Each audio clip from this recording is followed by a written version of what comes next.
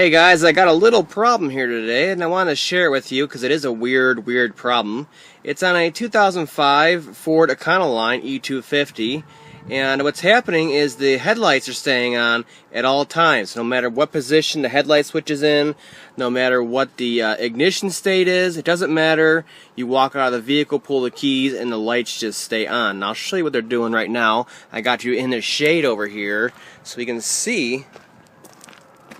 And the lights are on, the headlights are on, but they're dim. They're definitely not full low beams, but they are definitely on and will cause a battery drain. That's not normal. So I'm going to show you what I did to find this without even using a multimeter, so you can kind of streamline your diagnosis on this weird concern. Okay, so looking at a basic wiring diagram for this, how the actual power gets to the headlights. First of all, you got a fuse that gets power to the main light switch right here, and then from there it goes out and around, and then it goes to the multifunction, turn signal switch right here, and then it passes through there, and then it goes back down underneath here to the fuse panel once again, goes through individual fuses for each headlight, and then finally directly out to each headlight. So the problem is, if there is a problem where it's staying on, obviously there's a weird short. There's something weird like that going on to the short, a cross path type deal going on, and it's going to be really hard to sit there and pin out each one of these little connectors on here. And there's so many places inside of the headlight switch. I mean, you look at the headlight switch and you can see how many pins are on here, how many different paths there are, and then you can see there's 3 different connectors with different powers coming into the main, the actual turn signal switch here too.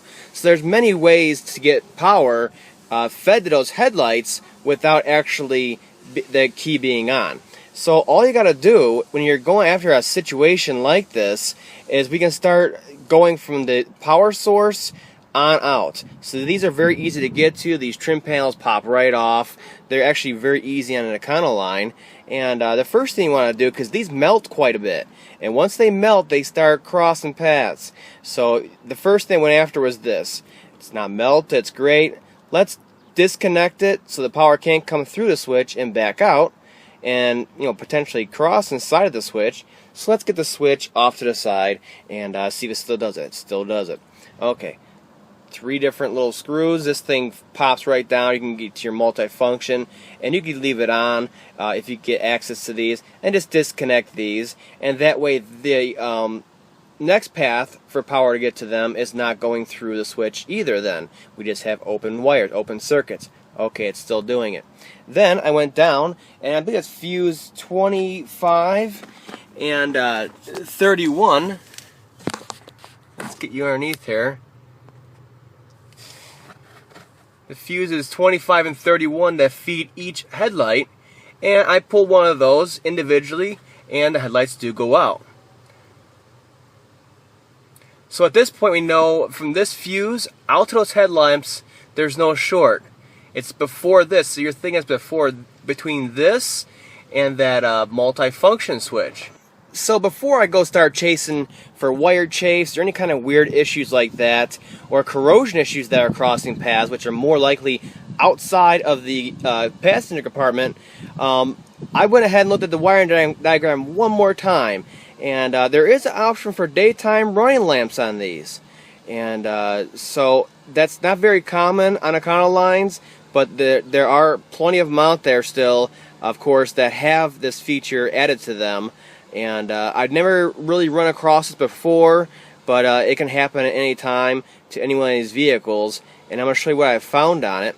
Basically, all this stuff disconnected, and the lights were still on, but you could tell they were partially dim, like I showed before. So you walk out here, and you go over, and the only other thing that crosses into the low beam light switch circuit is this daytime running lamp module. So it's simple. You come over here, and I figured it's right here in the front under this cover. You're going to get corrosion in here from all the salt and garbage flying in here. This thing's probably corroded and cross paths. So I pull it. Let me see if I can disconnect it there. Okay, there we go. Looked at it, no corrosion, okay. And when doing so, I felt this module is quite hot. Even right now, it's pretty hot, and it's only been connected a couple minutes. But you disconnect this, and all of a sudden, our lights are out. And then I started looking at it. This one actually gets a constant feed of power, key on or key off. It's got one hot wire and one accessory run power. And then you look at this one a little bit closer. First thing I noticed, like I said, was it's abnormally hot. That should not be hot like that. And you look at it a little bit closer. If this thing can focus. There we go. You can see the actual epoxy they use to seal it up, all electronics in here, has actually melted and started oozing out. And it's coming out the backside there and all that. None of the pins are corroded, and you wouldn't know it otherwise. So I just wanted to share that with you guys because it is such a weird concern for the lights to be on without any inputs. You're disconnecting everything that's in that circuit, and they're still getting power somehow. It's like, what the heck is going on? And if you look a little bit closer on the next page of the diagram, it's not in the same page, you can see that daytime running lamp module will feed it after all of that. So it's going to input that voltage, inject it into the circuit, even though everything else is turned off because it has that constant voltage to it. So I just wanted to share with you guys, and hopefully this helps. Like I said, you don't need a multimeter. All this stuff just unclips from the dash and all that stuff, all these other ones. And there's so many circuits in each one of these ones it goes through where it can cross paths. It's just not worth sitting there testing each pin and wondering when you could just disconnect them. It'll know for sure. And the same thing happened when I got to the end point down over there, the daytime running lamp module, little module. It actually, it was hot. It melted. You could smell a little bit, and you disconnect it, and your problem is solved. And to verify after that's disconnected, because it does inject in, tap into the low beam circuit. What you can do is put your headlight switch back on, put your multifunction back on, and then test it for proper operation. All your lights work. You turn the key off, and it shuts down or not. So hopefully this helps. You don't need that daytime running lamp module. Nothing crosses through it to come back out for regular lamp operations. So you don't need it. So if you can't afford it, just cap that end of that plug off with some grease, pull the fuses for it, and then put electrical tape over it to try to keep that that circuit and those pins in there clean for future use if you wanted a daytime running lamp module. And also high resistance from all the salt and stuff getting in there can actually get so hot it can start a fire in the car. So it's a good idea to seal that up. Like I said, we don't see it that often, but when I see weird stuff like this, or I see real common stuff, I want to get it out there because I know it's going to affect you guys. And some people may see this thing and go, oh man, the lights are staying on. It's a major wiring electrical fault. Everybody says, oh, there's got to be a short somewhere. Got to be a short somewhere.